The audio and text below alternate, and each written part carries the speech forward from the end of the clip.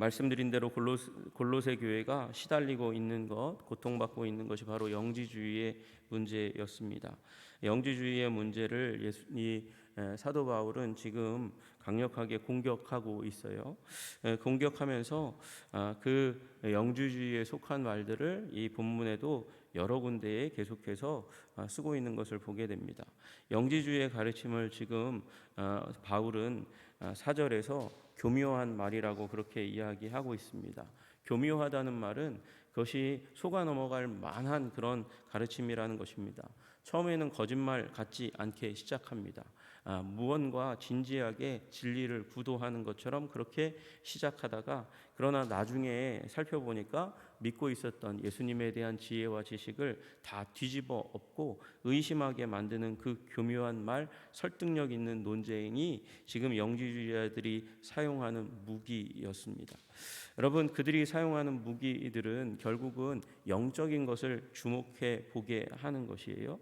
그 영적인 세계를 그들은 플레로마라는 단어로 표현했습니다. 충만이라는 것으로 표현했단 말이에요. 그 플레로마의 세계, 충만의 세계에 절대자 부토스라는 존재가 있다. 그 신령한 빛으로 가득 차 있는 그 충만의 세계 가운데 있는 부토스라는 존재는 이루 말할 수 없는 거룩한 존재다. 그렇게 얘기해요. 근데 거기까지는 좋은데 그러면서 무슨 얘기를 하냐면 그 세계는 영적인 세계고 물질적인 세계가 아니라는 거죠. 물질적인 세계는 악하고 영적인 세계는 거룩하다는 거예요. 그래서 이 충만의 세계, 플레로마의 세계는 영적인 세계이기 때문에 무한히 거룩하고 무한히 아름다운 곳이다. 그렇게 얘기하다가 그러다가 무슨 얘기를 하냐면 그런데 물질은 악한데 악한 물질을 지은 여호와라는 존재는 그래서 악하다. 이렇게 얘기하기 시작하는 거죠. 여기서부터 문제가 생기는 것입니다. 그래서 유대인의 하나님은 최고의 존재가 아니라 데미우로고스라고 얘기하는 매우 열등한 존재라고 얘기하면서 이스라엘에게 계시된 여호와 하나님을 무시하기 시작하고 그 여호와가 보내신 예수님도 열등한 존재로 그렇게 얘기하기 시작하는 것입니다. 그래서 그들이 얘기하는 바 이제 가장 하등의 존재가 어떤 존재냐? 물질에만 관심이 있는 사람들 당연히 하등의 존재겠죠. 그래서 이 세상 사람들 대부분이 여기에 속하니까 여기에 속한 대부분의 물질을 추구하며 살아가는 사람들은 이 끝없는 물질 세계를 다스리는 사단과 자신의 욕망에 얽매여 살다가 그래서 멸망당한다. 이게 그들이 얘기하는 첫 번째 멸망에 대한 메시지였습니다. 그리고 두 번째 사람이 누구냐면 영과 물질의 중간 세계에 있는 사람들이에요. 그들은 혼적인 사람이라는 것이죠. 이 혼적이라는 사람은 영지를 얻지 못하는 사람이에요. 영적인 지혜를 얻지 못하는 사람들인 것이죠. 그래서 이들은 영적인 지혜는 얻지 못하고 뭐만 갖냐면 믿음만 갖는다고 얘기하는 것, 신앙만 갖는다고 얘기하는 것이죠.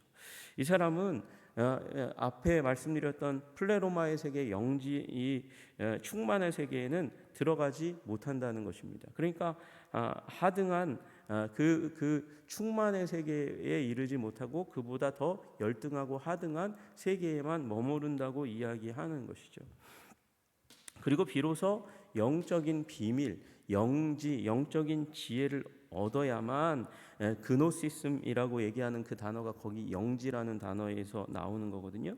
그걸 얻어야만 그래야만 너희가 이 플레로마의 세계 가운데 간다. 충만의 세계 가운데로 간다. 그렇게 얘기하면서 지금 물질을 지으신 이 세상을 지으신 하나님을 무시하는 일들 가운데 들어가는 것입니다. 그런데 사도 바울은 그것에 대해서 그것에 시달리고 있는 지금 골로새 교회와 그리고 라오디게아 교회를 지금 권면하면서 근심하면서 기도하고 있는 것이죠. 그래서 2장 1절에 그렇게 쓰고 있는 거예요. 내가 너희와 라오디게아에 있는 자들과 물은 내 육신의 얼굴을 보지 못한 자들을 위하여 얼마나 힘쓰는지를 너희가 알기를 원하노라. 그렇게 이야기하고 있습니다.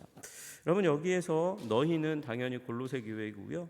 라오디게아 교회가 또 있어요. 우리가 잘 알듯이 이제 요한계시록에 나오는 7개의 소아시아에 속한 교회 가운데 하나인 교회잖아요. 여기는 에베소와 골로새 사이에 있는데 골로새에 더 가까워요. 골로새에서 한 15km 정도 떨어져 있는 거리에 있는 그런 교회니까 그 교회를 향해서 지금 사도 바울은 계속해서 애쓰며 기도하고 있어요. 왜 그랬을까? 이 두 라오디게아 교회와 그리고 골로새 교회가 다 같이 사도 바울이 에베소에서 두란노 서원에서 매일마다 복음을 전파할 때 그때에 와서 아시아에 있는 사람들이 다 들었다고 얘기했으니까 와서 들어서 가서 교회가 개척되었고, 그 후에 우리 1장에서 살펴본 대로 에바브라가 후속 양육을 했던 교회가 두 교회가 아닐까, 그렇게 얼굴로 보지 못한 두 교회가 다 그런 교회인데 에바브라가 연결되어 있는 그런 교회라고 생각이 됩니다. 그러니까 같은 그런 상황 가운데 세워진 교회이고, 또 공교롭게도 영주주의로 동일하게 고통받는 교회가 이들 교회니까 사도 바울은 내가 이들을 위해서 힘쓰고 있다. 어떻게 힘쓰고 있느냐? 여러분 여기 보니까 5절에 보니까 내가 육신으로는 떠나 있으나 심령으로는 너희와 함께 있다. 영으로는 함께 있다고 얘기하는 거예요. 영지주의자들이 그렇게 좋아하는 대로 영적인 존재다. 내가 영적인 존재고 영적인 존재로 너희와 함께 하고 있다, 이 얘기를 하면서 지금 영을 가장 중요하게 생각하는 영지주의자들 앞에서 내가 열등한 신앙인으로 보이니? 그렇게 이야기하며 도전하고 있는 것이죠. 그리고 그 가운데서 이제 사도 바울은 본격적으로 2절에서 그 영지주의자들을 공격하고 있습니다. 내가 힘쓰는 이유가 뭔지 아니? 힘쓰는 목적이 뭔지 아니? 이는 그러면서 그가 지금 힘쓰고 애쓰고 염려하고 기도하고 영적으로 라오디게아 교회와 골로새 교회를 위해서 애쓰고 힘쓰는 이유, 목적에 대해서 얘기합니다. 첫째는 그들로 마음의 위안을 받기를 원한다라는 것입니다. 여기 위안은 영어로 하면 encourage입니다. 용기를 얻도록 하는 거예요. 용기를 얻도록 하는 일을 내가 일으키기를 원한다. 그리고 사랑 안에서 연합하는 일이 일어나게 되기를 원한다라는 것입니다. 사도 바울과 그 사도단의 기도와 격려와 도움을 통해서 위안을 받는 것. 여러분 모두가, 여러분과 저도 마찬가지입니다. 하나님이 우리 마음에 주시는 위안을 받으시기를 주님의 이름으로 축복합니다. 여러분 용기를 얻어야 됩니다. 강하고 담대하게 되어야 합니다. 하나님이 나를 떠나지 않고 나를 보호하시고 동행하신다는 사실을 굳건하게 믿어야 됩니다. 여러분 이걸 요새 유행하는 말로, 다른 말로 하면 이게 내적인 치유입니다. 여러분 내적인 치유가 무엇입니까? 내가 상처받고 아프고 괴롭고 눈물 나고 그래서 쓰러져서 더 이상 일어날 수 없는 상태에 있다는 것을 얘기하는 것이죠. 그 가운데서 일으키는 것이 내적인 치유입니다. 여러분 이 세상의 온갖 이야기들로 내가 당신과 함께 하고 있습니다. 당신이 있어서 내가 너무나 행복합니다. 뭐 이런 얘기들을 통해서 우리가 용기를 얻고 위안을 얻기를 간절히 원하지만 여러분 사람은 떠납니다. 그리고 사람은 변합니다. 아무리 사랑했던 사람이라 할지라도 한번 정내미가 떨어지면 그 사람도 떠납니다. 그것이 인간의 사회의 순리입니다. 그러나 하나님은 우리를 사랑하십니다. 결코 떠나지 않는다고 말씀하십니다. 그리고 그 하나님께만 우리는 내적인 치유를 얻습니다. 마음의 위안을 얻습니다. 용기를 얻는 거예요. 사도 바울이 지금 사역하는 목표, 너희들을 위해서 내가 얼마나 힘쓰는지 아니? 힘쓰는 이유가 뭐냐면 그들이 하나님을 만나 마음의 위안, 내적인 치유를 받기를 원하는 것이죠. 여러분 예수님 만나서 마음의 치유, 내적인 치유 받으시기를 주님의 이름으로 축복합니다. 용기를 얻으시는 여러분들 되시기를 주님의 이름으로 축복합니다. 그리고 연합하는 일이 일어나기를 원한다라는 것이죠. 연합하는 것, 하나가 되는 것입니다. 누가요? 성도들이요. 사랑 안에서 지금 골로새 교회가 영지주의로 말미암아서 찢어지고 밝혀지고 분열되고 있습니다. 여기서 돌이켜 와야 합니다. 오직 그리스도만이 그 일을 이룰 수 있습니다. 그래서 사랑함으로 말미암아 연합하는 것, 이게 한 영어 번역본에는 니트라고 썼어요. 다 아는 단어잖아요. 옷감을 직조하듯이 그렇게 성도들이 서로 얽히고 설켜서, 그래서 하나의 실이 옷감이 되듯이 우리 개개인 성도들이 얽히고 설켜서 그래서 찢어지지 않을 만한 튼튼한 옷감이 되기를 원하는 것이죠. 여러분 그렇게 될 때 일어나는 일이 있습니다. 위안을 받고 연합하면 일어나는 일이 무엇이냐? 확실한 이해의 모든 풍성함에 이르게 됩니다. 하나님의 비밀을 알게 됩니다. 그것이 그리스도라는 것입니다. 여러분, 우리가 예수님의 복음을 듣고 믿기만 해도 예수님을 우리가 압니다.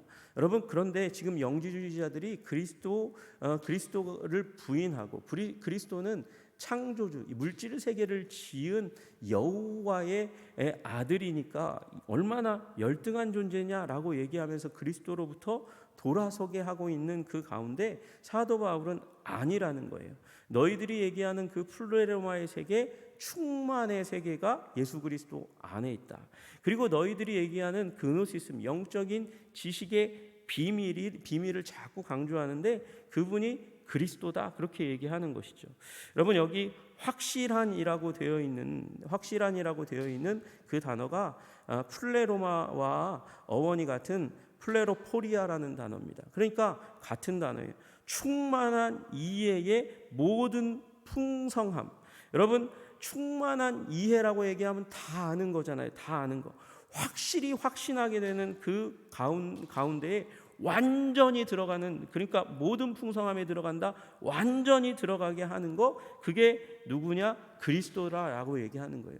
너희들은 그 충만의 세계, 그 영적인 세계 자꾸 얘기하면서 신령한 빛으로 가득 찬 아름다운 세계를 얘기하는데 그 세계가 바로 그리스도다라고 얘기하는 것이죠.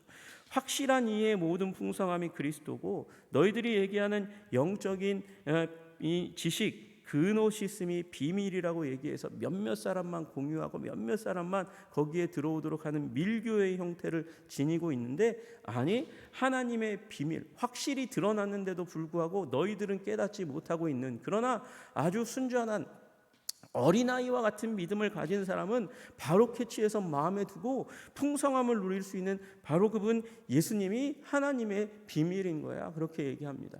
그래서 예수 그리스도 이외에 다른 것이 없다고 얘기하는 것이죠. 여러분, 예수 그리스도가 충만인 줄로 믿으시기를 주님의 이름으로 축복합니다. 예수 그리스도가 하나님의 나라의 왕자임과 동시에 하나님 나라 그분 자신입니다. 우리가 예수님을 붙잡으면 그 자동으로 하나님 나라의 플레로마의 세계에, 충만한 세계에 들어갈 뿐만 아니라 우리가 이 땅 가운데서 충만을 누리게 되는 것이죠. 여러분, 충만이라는 단어가 가장 많이 붙는 단어 중에 하나가 무엇입니까? 성령입니다. 성령 충만이라고 얘기하잖아요. 성령으로 충만하게 됩니다. 여러분, 성령은 어떤 영입니까? 성령은요, 자기를 잘 드러내시지 않는 영이에요. 기독교 역사 2000년 역사 가운데 20세기 들어와서야 이 기독교 역사 가운데 전면에 드러나시면서 사역을 활발하게 하시는 분이 성령님이십니다. 그런데 성령님이 하시는 일은 그리스도를 드러내는 영이기 때문에 그리스도의 영이라고 불리우시는 분이세요. 여러분, 그리스도의 영으로 충만하신 여러분 되시기를 주님의 이름으로 축복합니다. 성령으로 그리스도를 붙들면 성령으로 충만함을 받아 누리게 되는 것이죠. 여러분, 그래서 지금 그노시즘이 이 영지주의가 해답이 아니고 그리스도가 답이라고 얘기하는 거예요. 완전체이신 그리스도라고 얘기하는 것이죠. 그 안에는, 그리스도 안에는 지혜와 지식의 모든 보화가 감추어져 있다, 그렇게 이야기합니다. 여러분, 지식이란 무엇입니까? 서치, 때에 맞게 영적인 지식이 아무리 많이 쌓여 있어도 때에 맞게 그것을 찾아내지 못하면 안 됩니다. 그게 지식인 거예요. 제가 재수할 때 공부하던 형님이 한 분 계셨어요. 저는 재수할 때 그분은 삼수를 했어요. 얼마나 열심히 공부하는지 몰라요. 자리에서 안 떠나요. 화장실 갈 때 빼고는 안 떠나요. 밥도 그 자리에서 먹고요, 간식도 그 자리에서 먹어요.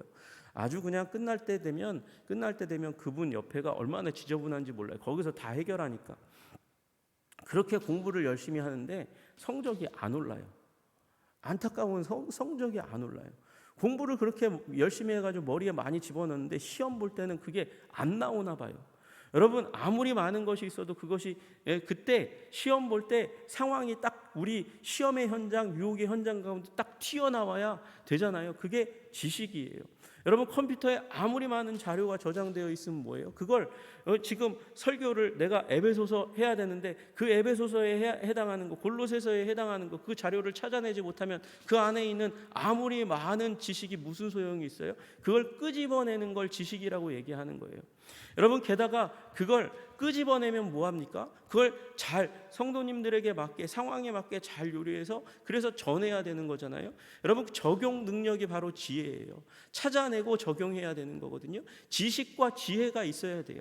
그런데 그 지혜와 지식, 너희 영지주의자들이 얘기하는 그렇게 그노시즘에 빠져있는 너희들이 도대체 상황에 맞게 무슨 일을 하고 있느냐, 어떻게 성공적인 삶을 살고 있냐 보니까요, 영적인 것만 중요하다고 생각하고 육체적인 것은 더럽다고 생각하니까 그노시즘을 찾아가긴 찾아가요. 영지를 찾는 것처럼 보여요. 근데 육체적으로는 방탕한 삶을 살아가고 있는 그노시즘의 지도자들을 보라. 그들은 지혜와 지식이 충만하지 않아. 그러나 그리스도 안에 있는 사람들, 그 사람들에게는 지혜와 지식이 충만해서 마치 보물을 가진 것처럼 존귀한 사람으로 변화되어 가고 있는 거잖아 라고 얘기하고 있는 것이죠. 여러분, 그러면서 사도 바울은요, 지금 2장 2절과 3절의 말씀을 통해서 지금 구약에서 하나님께서 이사야 선지자를 통해서 말씀하셨던 그 시대가 임했다고 얘기하는 거예요. 여러분, 이사야서 33장 6절에 뭐라고 말씀하시냐? 내 시대에 평안함이 있으며, 평안함이 무엇입니까? 샬롬이잖아요. 샬롬은 상태가 아무 일도 없는 것이 아니라 관계의 회복을 의미하는 것이죠. 평안함이 있어. 하나님과의 평안이 있어서 그 다음에 구원과 지혜와 지식이 풍성할 것이니, 뭐가 풍성해요? 평안함이, 하나님과의 관계의 회복이 일어나면서 내 시대에 미래의 시대에 평안함이 있어 구원과 지혜와 지식이 풍성할 것이니 여호와를 경외함이 내 보배니라. 그 시대가 올 거라는 거예요. 그게 지금 사도 바울은 지금 이사야가 꿈꾸었던 그 시대에 예언했던 그 시대가 지금 예수 안에서 여러분과 나에게 펼쳐져 있는 겁니다 라는 얘기를 하고 있다는 것이죠. 여러분, 예수님이 완전한 시대를 여신 줄로 믿으시기를 주님의 이름으로 축복합니다. 예수님이 보화인 줄로 믿으시기를 주님의 이름으로 축복합니다. 지혜와 모든 지식이 예수님으로부터 흘러나오게 됨을 믿으시기를 주님의 이름으로 축복합니다. 그래서 예수님을 믿으면 예수님 안에서 우리는 충만을 누리고 비밀을 누리는 일들을 얻게 되는 것이죠. 그러니까 교묘한 말로 속지 말라는 거예요. 다른 것, 여러 가지 것들이 우리의 관심을 빼앗아 갈 때 어디에 관심을 가져야 됩니까? 십자가 예수님에게 관심을 가져야 되는 줄로 믿으시기를 주님의 이름으로 축복합니다. 그러면 권세 있는 삶을 누리게 될 줄로 믿습니다. 여러분, 세상에 여전히 구원의 목소리가 가득합니다. 어저께도 구원을 주겠다고 얘기하는 전화가 얼마나 많이 왔는지 몰라요? 대출해 주겠다고 그러면서 전화가 오고요. 보험 들라고 전화가 와요. 그러면 당신의 인생의 문제가 해결될 거라고 얘기하는 것이죠. 여러분, 사회적인 안전장치로 필요한 것이지 그것이 구원을 주지 못합니다. 오직 우리 인생의 구원은 하나님으로부터 예수 그리스도 충만이신 그분으로부터 오게 되는 줄로 믿으시기를 주님의 이름으로 축복합니다. 그러므로 우리 주님께 우리의 시선을 떼지 않으시는 여러분과 제가 되기를 주님의 이름으로 축복합니다. 기도하겠습니다. 하나님 아버지, 그리스도가 충만이십니다. 그리스도가 비밀이십니다. 그리스도가 오직 모든 지혜와 지식의 총 완전체이고 집합체이십니다.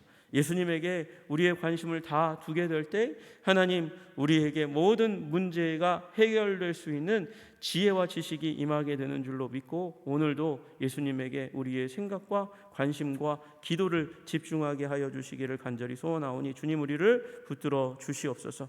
그렇게 우리를 거룩하게 하시기를 간절히 소원하며 예수님 이름 받들어 기도드리옵나이다. 아멘.